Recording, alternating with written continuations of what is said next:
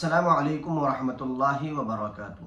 हाज़रीन नाज़रीन, आज आप हज़रात की खिदमत में एक ऐसी दुआ और एक ऐसा वजीफ़ा लेकर के हाजिर हुआ हूँ जिसका एहतमाम करने से, जिसको पढ़ने से अल्लाह के रसूल अलैहिस्सलातु वस्सलाम ने हदीस शरीफ के अंदर ये बात इरशाद फरमाई कि अगर कोई शख्स इस दुआ का एहतमाम करता है तो इस दुआ के एहतमाम की बरकत से अल्लाह ताला उसके लिए जन्नत के 8 दरवाज़ों को खोल देते हैं। वो जिस दरवाजे से चाहे जन्नत में दाखिल हो जाए।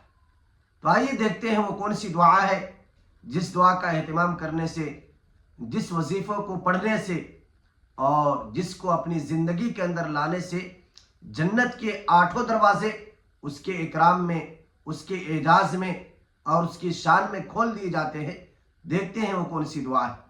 देखिए, वो दुआ ये है कि वज़ू हम में से हर एक शख्स करता है, कभी नमाज के लिए, कभी सलातुल हाजत के लिए, कभी सलातुल तौबा के लिए, कभी फ़र्ज़ नमाज के लिए, कभी कुरान की तिलावत के लिए या दीगर इबादतों के लिए। वज़ू तो हम में से हर एक शख्स करता है और हर एक मुसलमान को अल्लाह ताला इसकी तौफीक मरहमत फरमाते हैं कि वो वज़ू करते हैं इबादत के लिए।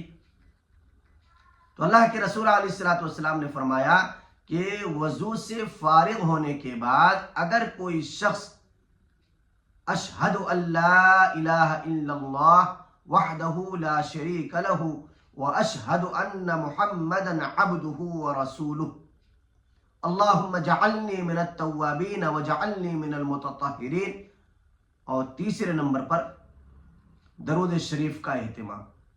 ये 3 दुआ पढ़े तो अल्लाह ताला इस दुआ के एहतमाम की बरकत से उसके लिए जन्नत के 8 दरवाजे खोल देते हैं।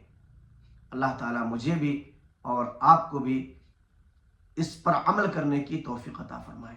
देखिए कितनी मुख्तसर सी दुआ है और इस दुआ का महज एहतमाम करने से अल्लाह इतना बड़ा एजाज़ अता फरमा रहे हैं। तो इससे खुद भी करें, दूसरे भाइयों तक इस वीडियो को पहुंचाएं सवाब जारिया समझ करके, ताकि वो भी इस दुआ को याद कर लें, इस दुआ का एहतमाम करें और इस दुआ को पढ़ें और इसकी बरकत से वो भी जन्नत में दाखिल होने वाले बन जाएं।